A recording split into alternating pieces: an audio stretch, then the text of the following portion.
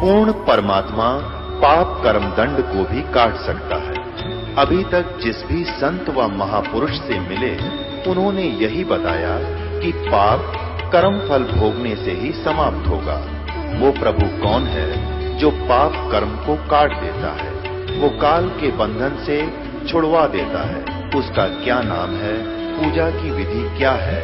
कृपया अवश्य सुनिए जगत गुरु तत्वदर्शी संत रामपाल जी महाराज के अमृत वचन। दियो जी कबीरे आज मोहे धीरे आज मोहे दर्शन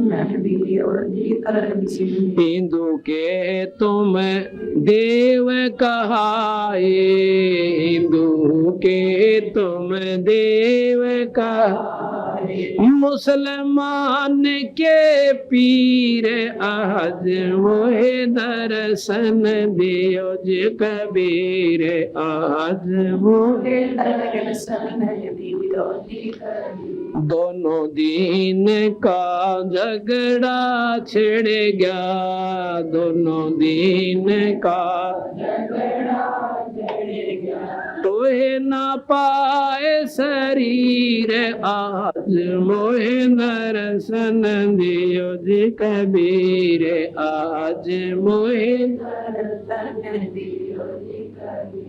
धर्मदास की अर्ज गोसाई, धर्मदास की अर्ज गोसाई, खेवा लंगाइयो पर ले तीर आज मोहे दर्शन दियो जी कबीर आज मोहे दर्शन दियो जी कबीर। धर्मदास की अर्ज गोसाई, धर्मदास की अर्ज खेवा लंगाइयो पर ले तीरे आज मोहे दर्शन दियो जी कबीर आज मोहे दर्शन दियो जी कबीर। सत साहिब।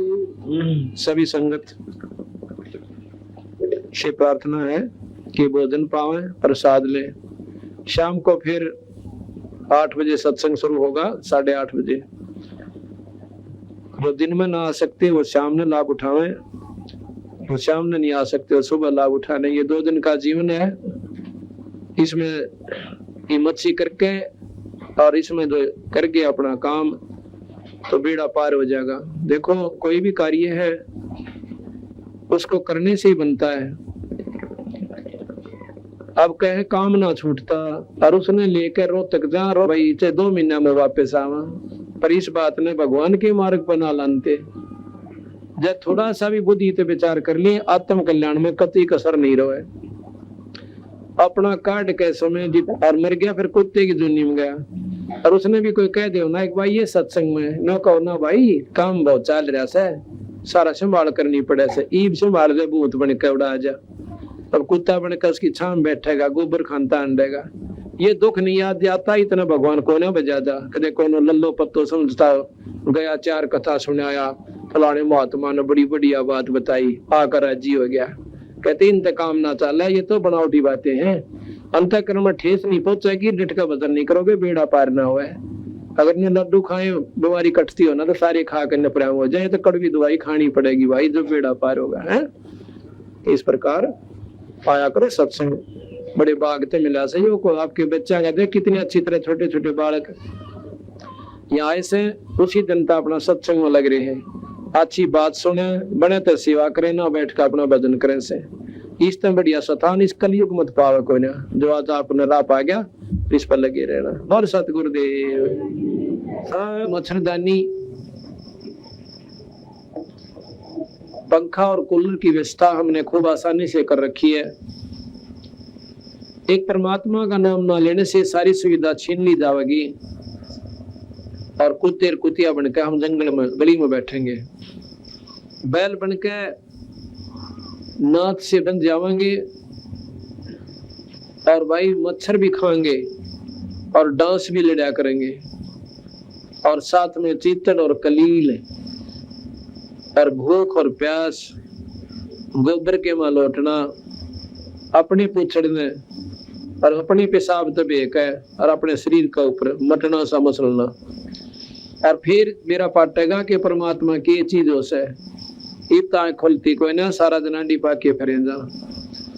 एक बार थोड़ी सी तकलीफ हो जाए इंसान का और न्यू कह दे भाई मेडिकल में जाना पड़ेगा, फिर देखे इसकी घी की बंद है, इतने सुख का सांस आवा है, यूं नहीं मानता किसी ने।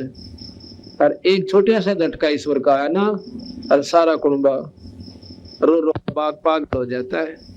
और सुख का सांस था जब परमात्मा कुएं में पड़ो, कितना जाओ कोई आंट कोई नहीं। महाराज कहते हैं कि दुख में सुख में सुमन सब, दुख में सुमन सब करे, और भाई सुख में करे न को, जय सुख में सुमन कर ले तो दुख काहे को हो। अब कष्ट आवे है जब तुम भगवान ने याद कर ले कि देखिए हमारे तो बुढ़िया थी नो करया करती, भाई फलाने का नो होगी दिक्कत है, और पल्ला गांठ ला ली, ये देवी तेरी 100 रुपया चढ़ाऊंगी। मतलब आंट लगी तो देवी याद कर ली ना, कोई आंट नहीं थी, यानी वो साधना तो ठीक हुई ना बेचारा के पास ना, उन्होंने बेरावा देवी हो सके। तो उस प्रकार महाराज कहे हैं कि दुख में सुमन सब करें और सुख में करें न को, और जय सुख में सुमन कर ले फिर दुख काहे को हो। कभी सुख में सुमन ना किया फिर दुख में करते याद, और कहे कबीरता दास की ये कौन सुने फरियाद। जब बीमार हो जाए ना, कोई लाचार हो जाए, तो इसका कोई इलाज कोई ना, जब न्यू कहेगा किससे भाई कितने ले चाल मैंने, चाहे डॉक्टर के पास ले चल और चाहे किसी संत के पास है, वो उसके भाग में बात है कि कहीं उसने ठिकाना मिले ठीक ना पाओ बेचारे ने, तो उस समय नो कहेगा कुछ भी बोल दे और कुछ भी करवा लो, मेरी जान बचा दो। अब कहते हैं दुख में सुमन सुख में सुमन ना किया, इस दुख में करते याद, और कहे कबीरता दास की भाई कौन सुना फरियाद। तो जैसे अब हम भगवान बंदी छोड़ के चरणों में पड़े हुए हैं, जैसा भी कम या ज्यादा हमारे से धर्म या पुण्य या भजन सुमन हो रहा है, सेवा हो रही है, हम कुछ तो कर ही रहे हैं, बुराइयां तो बच गए, बीड़ी शराब मांस तमाकू निंदा चुगली लड़ाई झगड़ा है। हमारे बच्चे भी सत्संग में परमात्मा के चरणों में रहते हैं, ईश्वर का याद करते हैं, परमात्मा का नाम दिन में कई कई बार याद आवे। सुबह शाम आरती हो, घर में दीपक देसी घी की जोत जलाए। अब कहते हैं कि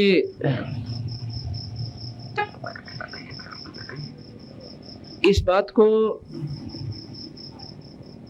आम बड़ी आदमी जो पुण्य आत्मा होती है, जो गति सत्संगी ना होते, वो भी नो क्या करें भाई भगवान करे थारे घी के जलियो। घी के जलना यानी घर में थारे परमात्मा मौज करे। तो अब हम देसी घी की जोत जगाने के लिए प्रार्थना करते हैं हर उससे, ये हवन का काम करे से, क्योंकि हवन के करने से जैसे आपने सुना था मुक्ति नहीं होती, लेकिन कहते सर्व वासना जात है। हवन करने से ऊपरले लोकों में, देवताओं के लोकों में या की शुद्ध वायु पहुंच जाती है, ये घी के माध्यम से, मंत्रों के प्रभाव से। तो देवता लोग प्रसन्न रहते हैं, और जहां बंदी छोड़ की अमर जोत लगती है, उसको देख करके तो सारे ही खुश हो जाते हैं कि जिस घर में इस बंदी छोड़ की जो जड़े से उस बंदी छोड़ के नाम का हवन हो रहा है, तो भाई उसके तो चारों तरफ ये देवता पहरा देने लग जाए,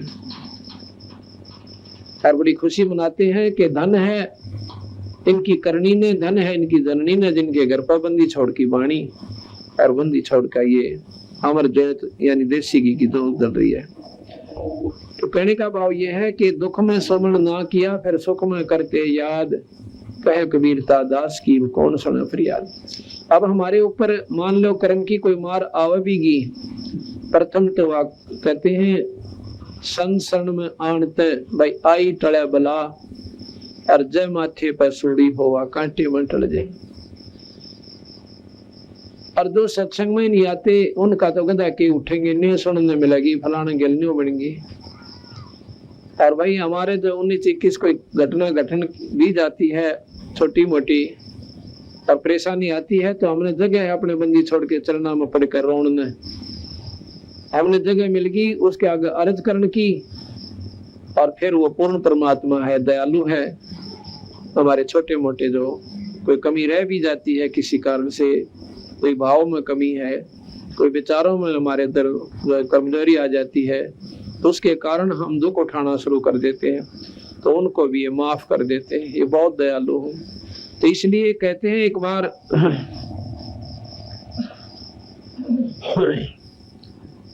अब जैसे द्रौपदी का प्रकरण आप रोज बहुत गणे पढ़ा करते कि द्रौपदी की साड़ी बढ़ गई, पर न्यू बेरा ना था, साड़ी बढ़ी क्यों करे।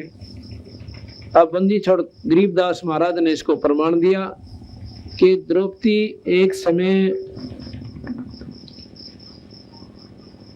स्नान करने के लिए गंगा के घाट पर गई थी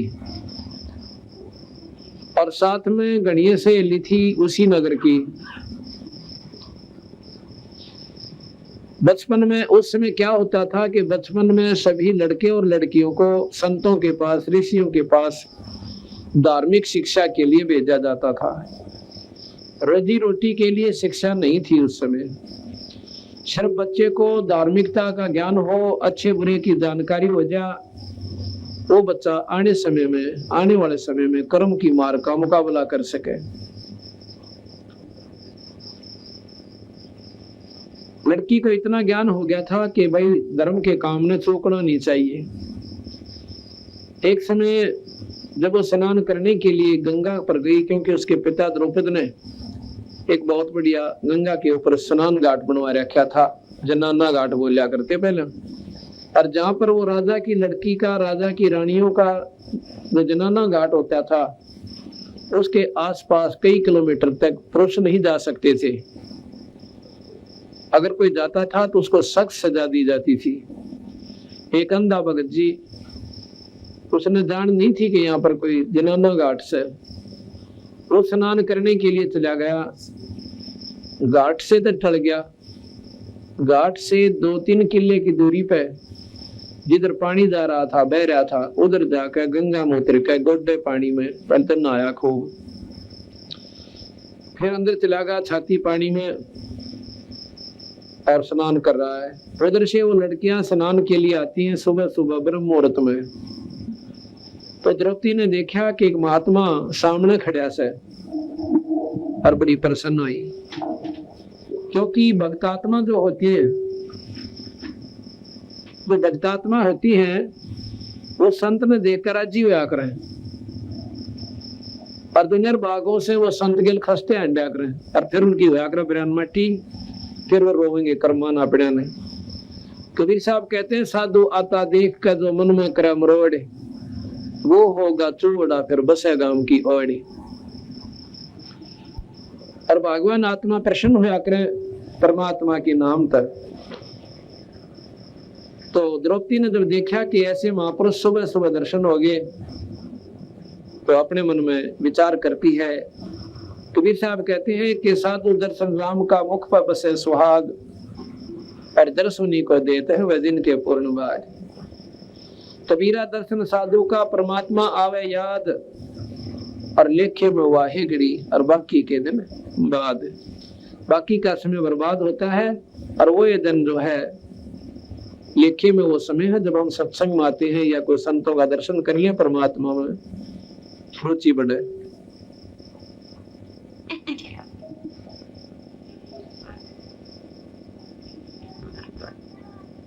तो द्रौपदी ने क्या करा, ने सोची महात्मा नारा से हम भी स्नान कर लेते हैं। वो सब लड़कियां और द्रौपदी स्नान करने लगी। कहते हैं हजारों सहेली उनके साथ स्नान करने खातिर जाया करती, गांव की लड़कियां, उस नगर की लड़कियां, और साथ में उसकी दासी और बांदियां भी जाती थी। लड़की सभी लड़कियां ने स्नान किया, हजारों लड़की नहाई। नहाने में 1.5-2 घंटा उन्हें आराम से लग गया। स्नान करने के बाद द्रौपदी को फिर ध्यान आया कि महात्मा कहीं चला तो नहीं गया, क्योंकि उनके पास बैठ के वार्ता करेंगे, भगवान की कथा सुनेंगे। लड़की ने देखा कि वो महापुरुष तो अब भी नहाने लग रहा है, पर इतनी देर तो नहाना तो ना चाहिए था, और ना भी कोई रहा, नो पानी में हाथ मारे। उसमें क्या हुआ कि उस महात्मा के पास एक का लंगोटा था, बाकी कपड़ा कोई नहीं था उसके पास, और वो पानी में बह गया, टूट गया तागड़ी। अब शर्म का मारा बाहर नहीं आवे, बड़ा शर्मिंदा हो गया। उधर लड़कियां की आवाज आवे, स्नान करती आना, और ज्यादा पानी में घुस गया, और अपना कान बोझ कर खड़ा कि कहीं ये लड़कियां चली जा, फिर देखूंगा कि दिन छिप जाएगा, दिन रात्रि के समय बाहर निकलूंगा। सुबह का समय था। उधर से द्रौपदी ने अपनी दिन दृष्टि से देखा कि महात्मा तो नींद अस्तर हो गए, और वस्त्र कोई किनारे पे दरिया को ना, तो लड़की ने अब देखा ना ताव देखा, अपनी साड़ी में तो एक जट यानी एक बिलात 8-9 इंच कपड़ा पाड़ के और महात्मा की तरफ यानी पानी में छोड़ दिया। जब वो पानी में बहता हुआ कपड़ा उस महात्मा के हाथ के पास से निकल गया, उसने के दिखा था बेचारे न 6 इंच दरेगा निकल गया। तो लड़की ने दूसरा फिर पाड़ा, वो भी डाल दिया, वो भी चला गया। 7-8 ऐसे ही वो कपड़े को पिन बहा दी, पर उसने के दिखा बेचारे ने सारी 7 दौरेगा निकल गई। अब लड़की ने सोचा कि भाई देखो मेरे बाप समान है, कि डर हो गया। उसने एक लंबी लकड़ी उठाई, बहुत लंबी, जैसे जंतर की हुआ करे, और उसके अपना ये कपड़ा लपेट के एक बिलात का और अपनी साड़ी में पाड़ के और महात्मा के आगे कर दिया। अब वो हादसा मारा था, उसके कपड़ा उठाया, अन्य शुक्र मनाओ था, परमात्मा से अर्ज करे था भगवान कची थड़ा मिल जाए और मैं बाहर निकलने जोगा हो जाऊं। तो इतना उसका कपड़ा नु हाथ ला गया, फट पकड़ा और पकड़ कर नु देखने लग गया कितने का आकार का से। हमने पूरा कोपीन का हिसाब पाया को हो, ये तो न्यू तो कोई नहीं डाल सकता। अंधे को इतना ज्ञान बहुत होता है कि ये कपड़ा किसी लड़की का है और बहुत सुंदर सिल्कन यानी बढ़िया साड़ी का था।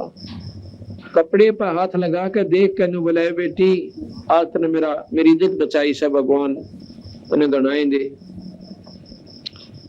कहते हैं देते को हर देता है जहां तहां सियान, और ना दिया फिर मांगत फिरो, परमात्मा सुननी कान। अब यहाँ पर ये देखने जोगी बात है कि राजा की लड़की की गेला कितनी सहेली थी और बांदी और दासी, उसकी नौकरानी भी गणी थी और सब साड़ी बांध रही थी। उस लड़की को इतना ज्ञान था कि मैं रोटी खाऊंगी मेरा पेट भरेगा, और ये सहेली खाऊंगी इनका भरेगा। मैं सेवा करूंगी मुझे मिलेगा, ये करेंगी इन्हें मिलेगा। अगर मैं साड़ी का टुकड़ा उनको कह सकती थी वह कि तुम्हें साड़ी फाड़ के गिर दो इस महात्मा की खातिर, वह पूरी की पूरी साड़ी डाल देती, क्योंकि राजा की लड़की का हुक्म और ऊपर तने जानते 2 देगी एक के बदले में। पर वह इतना भी अवसर उस लड़की ने उनको नहीं दिया।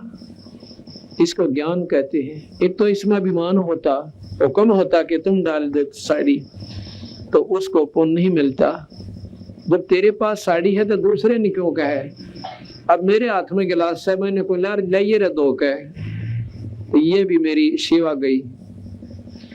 अपनी मर्जी से आपकी नीयत हो साफ करना चालो, आगे से सेवक कह दे ला भाई मैं 2 सुमन और भी दौड़े से वो आपकी मौत दे दो, वो दोनों कोई से की सेवा खत्म नहीं हुई। और आप वहीं बैठे हो मेरा ठा के दो लाइए मेरा गिलास, ये तो पड़ियों के काम होया करे। अपनी चौनी ने कोई ना छोड़े दे राम पड़ी होता है, तो तुमने बेरा को ना सेवा का की फल होता है। तो इस प्रकार वह लड़की इतनी सियाणी थी, उसने ज्ञान था कि मैं सेवा करूंगी मुझे, मैं दान करूंगी मुझे मिलेगा, और ये करेंगी तो इन्हें मिलेगा। उनको तो बेरा भी ना पाटन दिया, नहीं बोली बावड़ी होगी तो द्रौपदी जमाए इतनी बढ़िया साड़ी का नाश कर दिया जो बिना ज्ञान की थी, वह नहीं बोल। तने बोली बाबे ठीक से, तुमने क्या मतलब से इस बात का, मेरे काम न मैं जानो। तो फिर क्या हुआ, अब वो साड़ी देकर वह लड़की आ गई, बात आई गई हुई। लड़की ने कौन सा न्यू दिया था, वो दान के भगवान मेरा न्यू करिए। ऐसा दिया हुआ दान सीमित होता है। कैसा कि भगवान मारा न्यू हो जा, थारा पाठ करवाऊं, वो तो सिर्फ उस काम तक सीमित हो गया, उसका आगे फल नहीं मिलता। और जो बिना इच्छा के जो धर्म आप करते हो, नी इच्छा जो देता है सो दान कवावे, और फल बाँचे नहीं ताश का, वो अमरापुर जावे। तो द्रौपदी ने इच्छा व्यक्त नहीं करी थी कि भगवान में साड़ी जब पाड़ के दूं एक कपड़ा कि मेरे न्यू लाभ हो जावे, नहीं, उसने नहीं इच्छा अपना फर्ज समझ के और एक साधु की मदद करी, भगत आत्मा को दान दिया। अब क्या हुआ कि जब द्रौपदी की साड़ी चीर उतारा जा रहा था, द्रौपदी ने अपने पतियों का की तरफ देखा कि मेरे 5 पति और भाई उद्मस्तार देंगे, जो हाथ ला दिया तो सभा में बैठे हैं। उस लड़की ने इतना ना मेरा था कि यहाँ सब नकली सौदा से, ना कोई किसी का पति है, ना कोई किसी का पिता से, और ना कोई पत्नी है, ना लड़का और लड़की है, सब स्वार्थमंदी जीव है।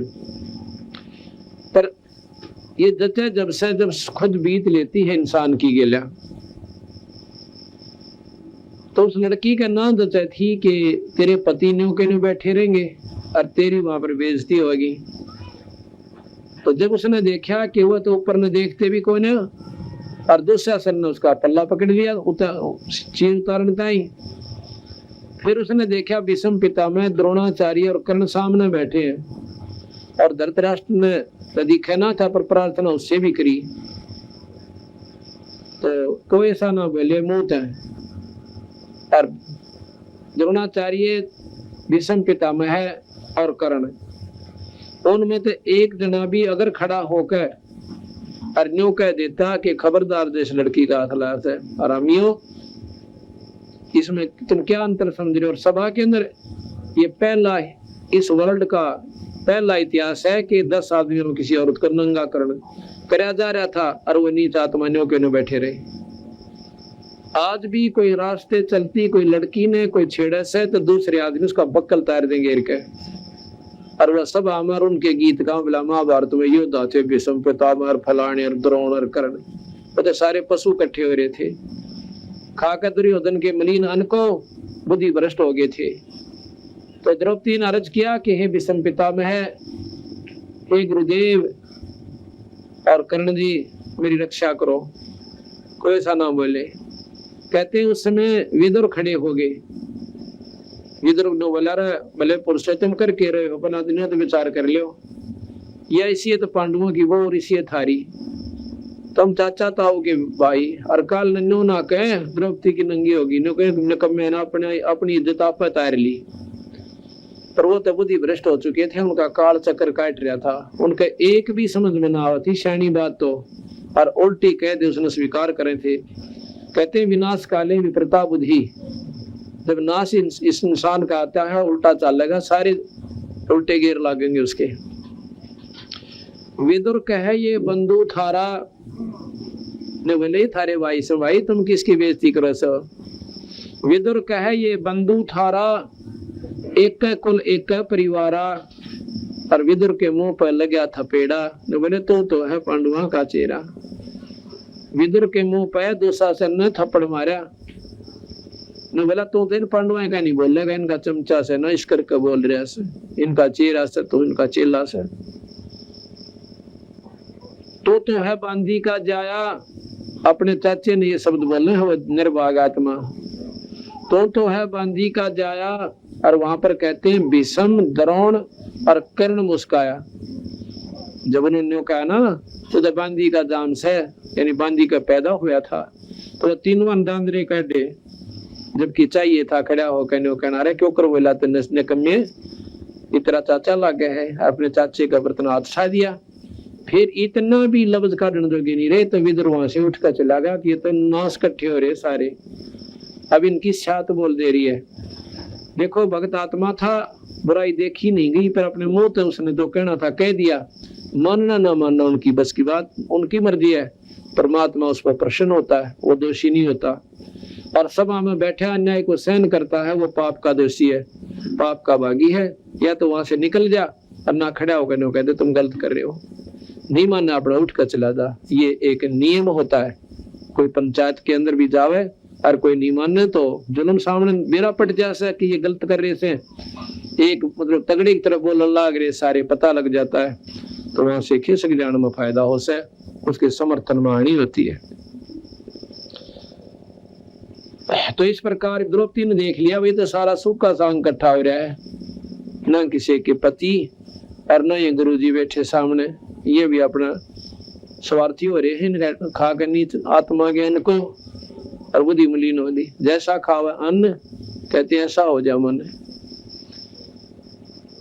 अब द्रौपदी ने कुछ ना सूझी और सब चारों तरफ से निष्क्रिय होकर एक परमात्मा मन लौला ली। अब तेरे बिना मेरा कोई नहीं दाता, तेरे बिना मेरा कोई नहीं मालिक।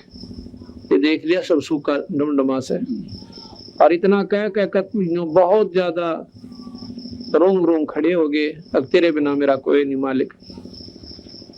ठीक है, अर्ज तो देखो दुख में सभी भगवान की करते हैं, लेकिन उसकी अर्ज सुन ली परमात्मा ने और औरा की ना सुनते। हम देखा अखबार में करा कितनी बहन बेटियां की इज्जत लौटन लाग रही, क्या वो परमात्मा ने याद नहीं करती होंगी? लेकिन उनकी सुनाई न्यों नहीं होती कि उनको किसी समय में ऐसा कोई पुण्य नहीं बना, ऐसा कोई दान नहीं करा जो कि उनके सामने कवच बनकर खड़ा हो जा, परमात्मा उसको लाभ देने जोगा हो जा, उसकी रक्षा करने जोगा रहे। परमात्मा भी निष्क्रिय है जब तक ये प्राणी अपने कर्म सुधारे को ना दान पुण्य नहीं करता। तो उस समय कहते हैं भगवान कृष्ण रुक्मिणी के साथ छत पर बैठकर और पासे खेला था, जैसे शतरंज खेल लिया करें। और शतरंज के जब पासे ऐसे डालते हैं तो उसका कोई मुंह तो बोला करें, जैसे ताश खेल ध्यान करा करें फलाने इतने फलाने इतने। तो वो शतरंज खेलती आना पासे डाल के जो पासों का अक्षर बोलना था वो तो ना बोला, और बोला अनंत। ऐसे पासे डाले और कृष्ण जी ने हाथ ऐसे कर दिया, न बोले अनंत। रुक्मिणी उसके मुंह का ना देखा कि पासे जो खेल का तो यूं कोई शब्द कोई ना, आपने अनंत क्यों कहा? हाथ पकड़ लिया उनका, हाथ पकड़ के हंसन लगी कि ये अनंत का तो मेरे समझ में ना आई। अनंत तो इसका कोई मतलब है कोई ना इस खेल में। तो क्या कहता है कि रुक्मिणी कर पकड़ा मुस्काई, कर कहते हैं हाथ ने, रुक्मिणी कर पकड़ा मुस्काई, अनंत कहा मोह को समझाई। ये अनंत क्यों कहा इसके बारे में मुझे जानकारी दो। कृष्ण जी बोले दुशासन ने द्रौपदी पकड़ी और मेरी भक्ति सकल में सिकरी। जय मेरा भक्त पे छोड़ी हुई तो हमारा नाम ना लेवे कोई, हमारा कोई नाम ना लेवे। अगर आज भगत के ऊपर भी आंच आ गई और फिर भगवान ने कौन पूछा बावड़ी? कहते तन दे ही से पासा डारी, वह शरीर से तो खेल रहा है और पहुंचे सुख समरूप मुरारी। खेचत खेचत खेच का शीशा और सिर पर बैठे हैं जगदीशा। द्रव सुता के चीर बढ़ाए तो शंख शंखों पार नहीं पाए। अब ये विचार करने की बात है यहाँ पर कि द्रौपदी के चीर बढ़ गया और ना बढ़ता कि उसकी उस लड़की ने वो दान कर रखा था। कुछ दिनों के बाद भगवान कृष्ण आते हैं उनके पास, पांडवों के घर पर गए। द्रौपदी उनके चरणों में पड़कर रोने लगी, कहने लगी महाराज जी, हे भगवान, इस पापनी पर आपने कौन से ऐसी मेरे क्यों कर दी कि ऐसी अनहोनी करके दे दी मेरे ताई। कृष्ण जी कहने लगे द्रौपदी तेरा ही किया हुआ है, अक मेरा तो कोई ना महाराज जी ऐसा, अक नहीं, तेरे से हमने पुण्य करवा लिया था पहले ही, पता था कि तेरे ऊपर कष्ट आएंगे। तूने एक समय पुण्य किया था, बोली महाराज जी सा पुण्य तो मेरे को दृष्टि में याद भी कोई ना कि इतना पुण्य कर दिया जिसके कारण आपने एक अनमोल इतिहास पैदा कर दिया।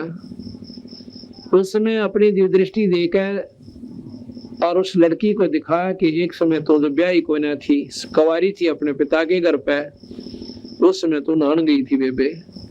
और जब वो दिखे है रील पछली अपनी आँखें तय, बोलिए महाराज जी एक बिलात के कपड़े का इतना पुन, एक लीर के कारण मेरे बढ़ गए चीर अपार। बोली जब मैं पहले जानती तब सबके मैं देती वारे। अगर मुझे जब ज्ञान हो जाता कि इस छोटे से पुण्य का इतना मुझे प्रतिफल मिलेगा तो मैं चूकती नहीं महाराज जी। हाथ बात छूट गई। इस प्रकार महाराज कहे देते को हर देत है जहां तहां से आन, और ना दिया फिर मांगते फिरियो, ये परमात्मा सुनने का। इसी प्रकार जैसे सर्दी आवेगी और सर्दी में जो है मोटे वस्त्रों की आवश्यकता जरूर पड़ेगी। जिन्होंने वो वस्त्र तैयार कर रखी हैं, रजाई का प्रबंध कर लिया, स्वेटर दर्सी ले ली, तो सर्दी आकर चली जाएगी पर ज्ञान तक होने हमारे। इसी प्रकार जिन्होंने धर्मपुन सुमन गुरु की शरण ले ली, कर्म की मार आवेंगी पर वह दुखी तो ना करे, धनी काल नहीं करे। कहते संत शरण में आड़ते आई टले बला, जय माथे में सोड़ी होगा कहते हुए टल जा। एक समय की बात है, एक बहन विधवा होगी और एक का लड़का उस पे, और वो लड़का क्योंकि पिता का हाथ दाब ऊपर ना हो, लड़का के मैं ना परवाह कराया करता माता की। माँ क्यों लाड गणे कराया करे अपने बेटे की, छोटी मोटी गलतियां न भी माफ करती ही रहती है। और फिर वो इतना सर फिर जैसे उसका, वो माँ ने कुछ ना समझता, और फिर भी ममता माँ की बहुत बड़ी रहती है, उसकी 100 बुराइयां न भी सहन कर लेगी, पर वो दोनों दिमाग खराब होता चला जाता है। उस लड़के के लिहाज से ही बना, उसका लड़का था, पिता था कोई ना। पहले तो वो अपने पति के मर जाने के दुख में रोने लगी, आंखें सुजाली, कंडे मोली बेचारी। उसके बाद वो लड़का बुराई करने लग गया, बीड़ी शराब सुल्फा आदि का प्रयोग करने लग गया। तो उस एक काम और भी साथ में करता था, गलत आदमियों के पास बैठकर चोरी और करने लग गया था। चोरी का मानना मेरा था कि इतना भी गिर लिया निर्वाह के चोरी भी करने लग गया। एक दिन एक पड़ोसन आई उसके पास, जो बोलिए दूध से था रहे अकान दूध से पे की जरूरत पड़ेगी, अगर दूध मैं सत्संग में जाया करूं और मेरा रोटियां का नंबर से और मारी मैस ना दूध ना दिया बेबे थारा फिर कुआ दे देगी। न बोली ना है फिर कुआ के देना, तो अच्छी जगह ले जा, बताइए भगवान कद कद जन्म दे हमारे। पता इतना उस बेचारी कुछ पहले संस्कार थे, ऐसे सुथरी बोली। तो उसके ऐसे विचार भावना देख कर वह पड़ोसन जो सत्संग में जाया करती थी, वह बहन ने सोची क्या तो बढ़िया दिखा ऐसा लड़की औरत है, मतलब ठीक बोल रहा है, तो क्यों ना इसने भी बता दूं कि तो इतना दुख पा रही, सारे दिन रोए जावे, मेरे गिल सत्संग में चाल पड़ा कर। उसने सत्संग से आकर उसके घर पर गई और ये जिक्र कर दिया। पानो बोली बहन चलते मैं पढ़ू, पर मेरे गिला कई काम हो गए। क्या हो गया? एक तो मैं विधवा होगी, तुम तो जा सकती, तुम्हारे सर पर धनी है, कोई टोक अड़ा को ना, और मैं घर से निकलूंगी तो 100 बात दुनिया बनाओगी। तो अनु बोलिए तुम दुनिया का की लेना बाउड़ी। मीरा बाई ने देखा ने के कहा था दुनिया ने, के कहा था दुनिया ने, सब नु कहा करते तुम मत न जाकर सत्संग में ठाकरा की छोरी हो, कहते न जाड़ा पाड़ दिया, जुल्म कर रही तो के कहेंगे या दुनिया थूकेगी, हमने तारी जगह जगह बेइज्जती हो से, दुनिया बुंडी अच्छी कर।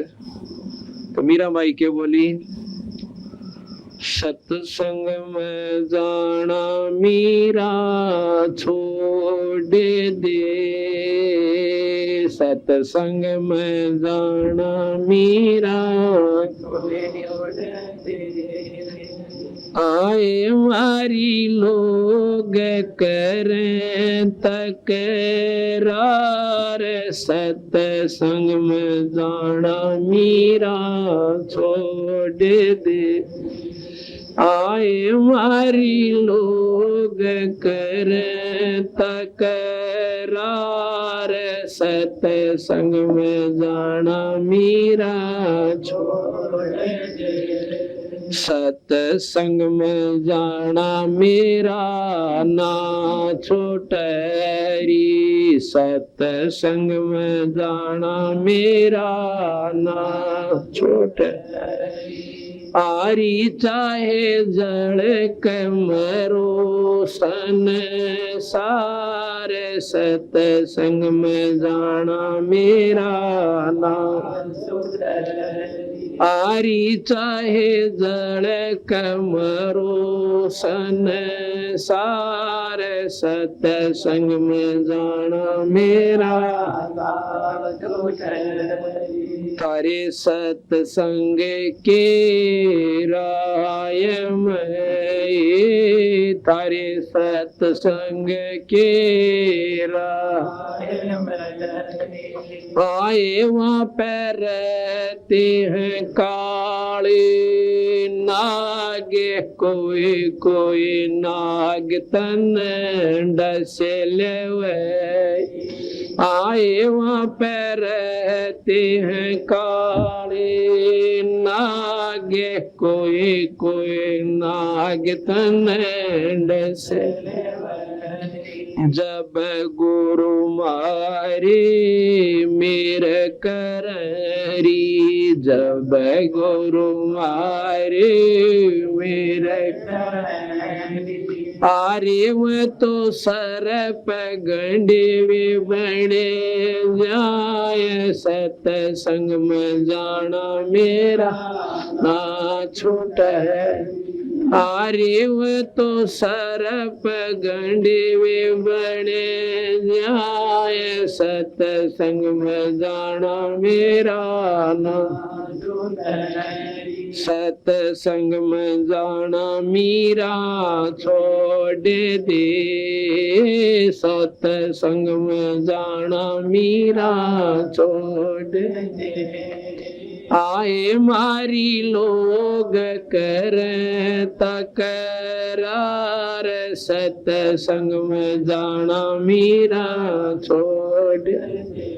आए मारी लोग कर तकरार, सतसंग में जाना सतसंग में जाना मेरा ना छोटरी, सतसंग में जाना मेरा ना छोटरी। आरी चाहे जल कमरो सन सारे, सतसंग में जाना मेरा ना छोटरी। आरी चाहे जल कमरो सन सारे, सतसंग में जाना मेरा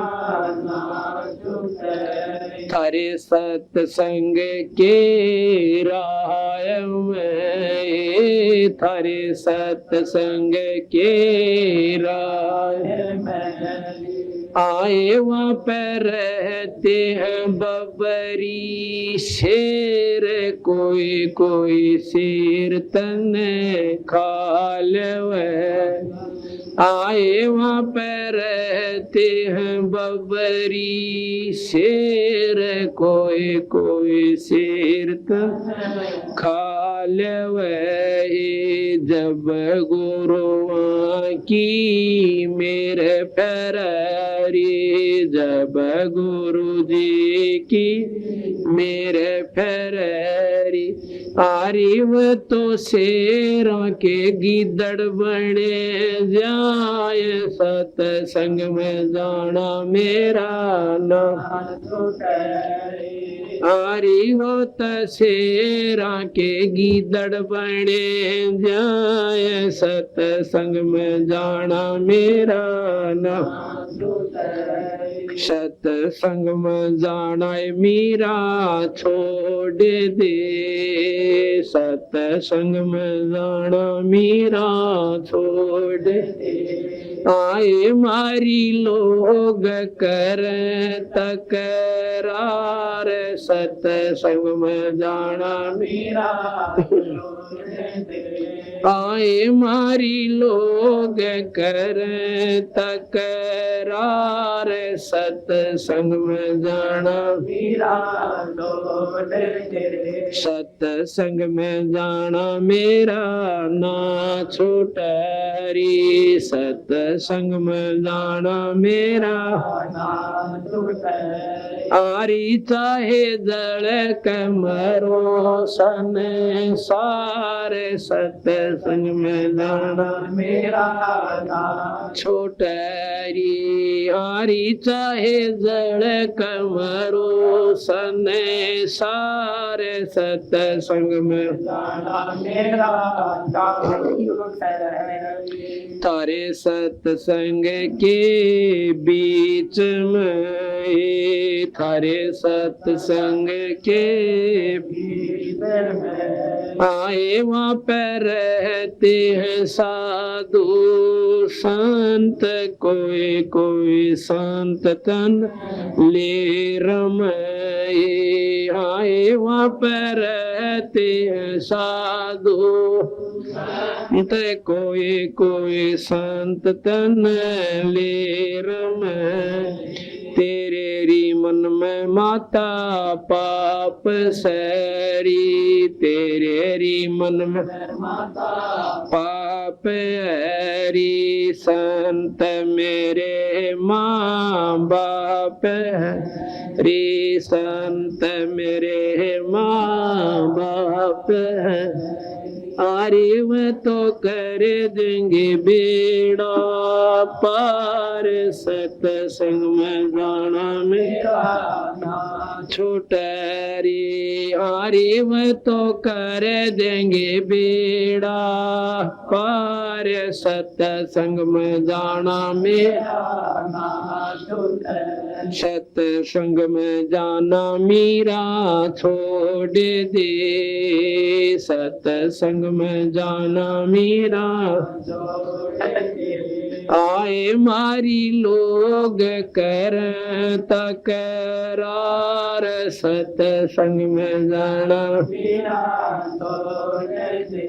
सत्संग में जाना मेरा ना छोटरी, सत्संग में जाना मेरा ना छोटरी। आरी चाहे जड़ कमरो सन सारे, सत्संग में जाना मेरा ना छोटरी। आरी चाहे जड़ कमरो सन सारे, सत्संग में जाना मेरा ना छोटरी। वो तो हो जाते मारे है, वो तो जाते मारे है, इसमें हमारी आर है, इसमें हमारी आर है। तेरे री लेख माता चमारे है, तेरे री लेख माता चमारे हरी। मेरा सिरजन आरे हरी, मेरा सिरजन आरिव तो मीरा के गुरु रविदास, सत्संग मंगण मेरा ना छोटा। आरिव तो मीरा के गुरु रविदास, सत्संग मंगण मेरा ना छोटा। ये सत्संग में जाना मेरा छोड़ दे।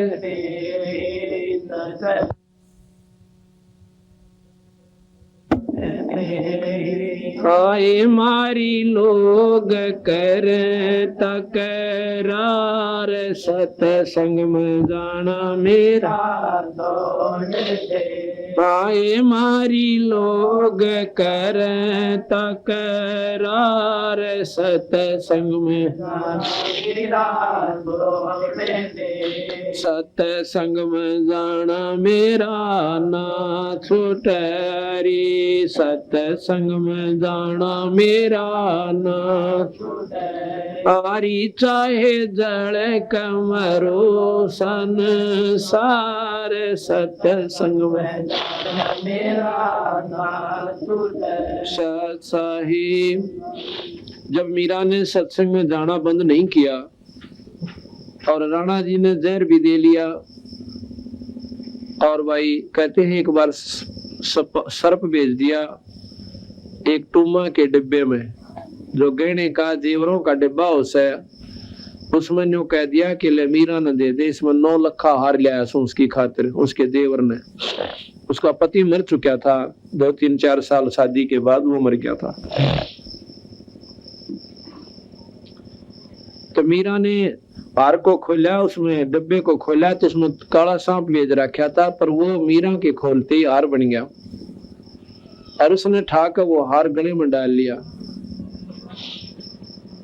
तो राणा जाता है देखने खातिर उसका देवर उसने देखा कि वो तो गल में हार पहरे बैठी है और डब्बा खाली दौड़द रहा। तो उसने सोचा कि आज तो या बच की तड़के इसने तलवार तो मार दूंगा कट्टे रान टंटा बेटा इसने तो बेइज्जती कर दी मारा बट्टा ला दिया। सवेरे सवेरे गया बखत कि रात ने फिर सत्संग में गई थी। कहाँ गई थी कहते न तलवार काटी एकदम काला सांप ने सामने डोरा ठाकर उसके माथे में डंक मारने की तरफ ने हुआ और राणा जी के नीचे जाकर पीछा जाकर लग गया और गेर का तलवार ने वो जा सर वो जा सांप उसके पाछे मुड़कर देखा है तो सांप एक मोरी में कबड़ का बाहर निकल गया। अब मीरा बाई ने उन्हें सोची बयानों कोई ना माने इसकी मां ने बुला लो और माँ की लड़की बात स्वीकार कर लिया करे।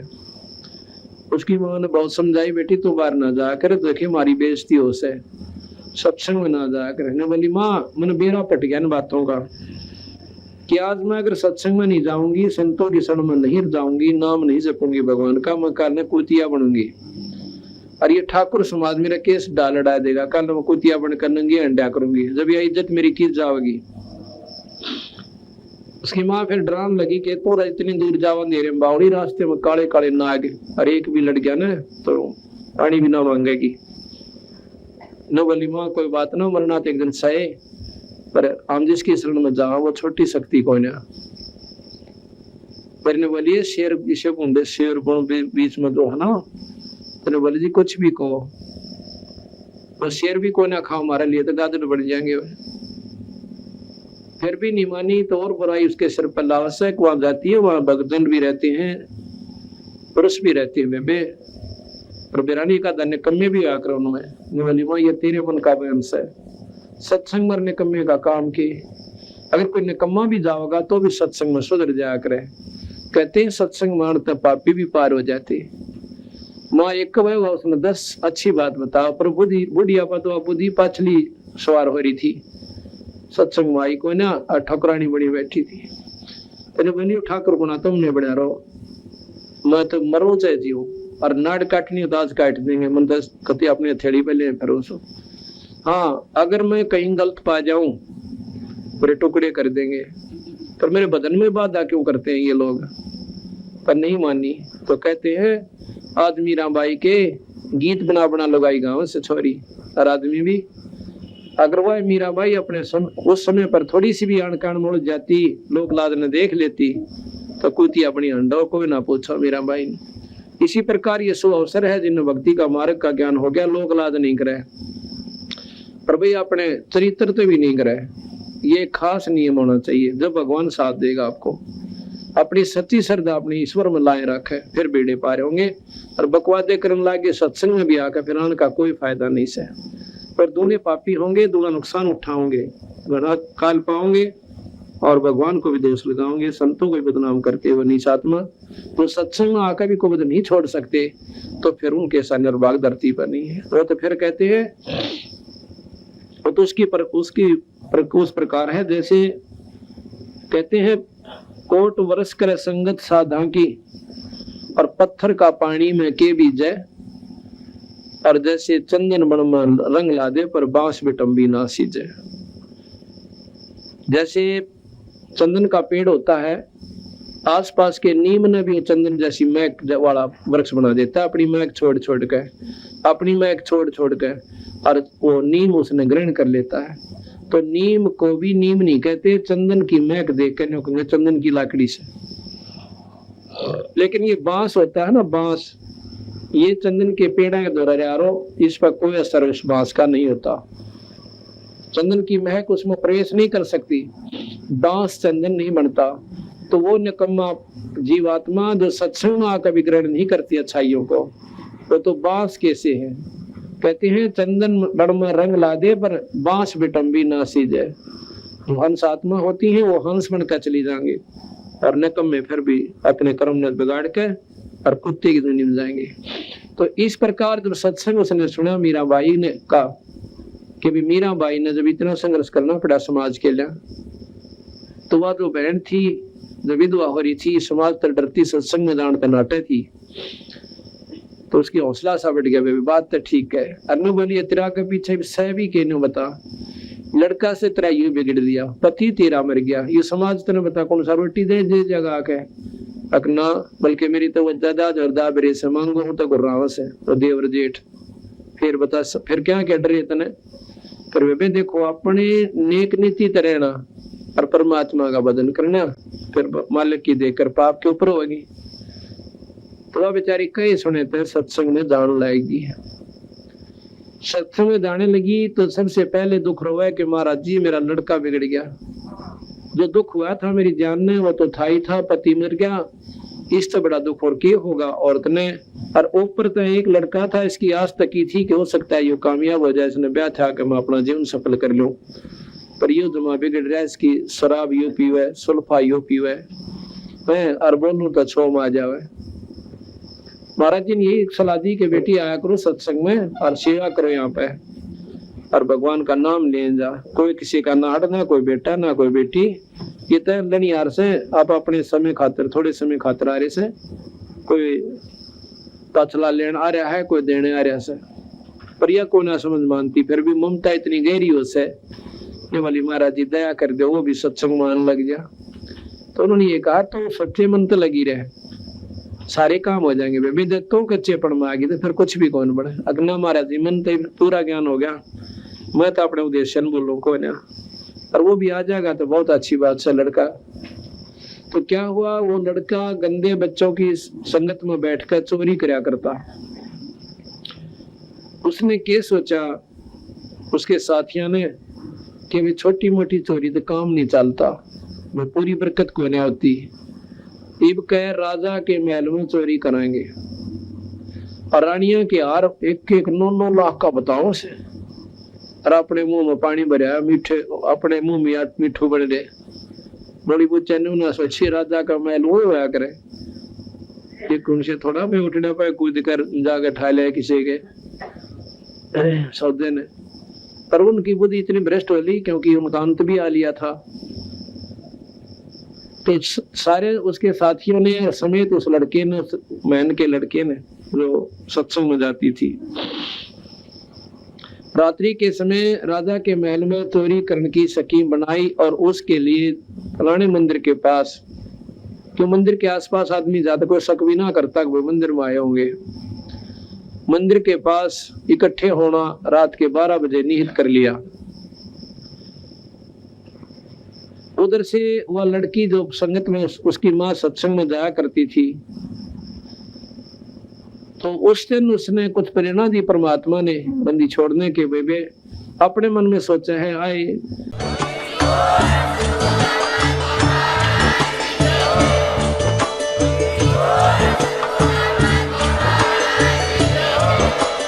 आप सुन रहे थे जगत गुरु तत्वदर्शी संत रामपाल जी महाराज जी के मंगल प्रवचन। अधिक जानकारी के लिए विजिट कीजिए हमारी वेबसाइट www.jagatgururampalji.org।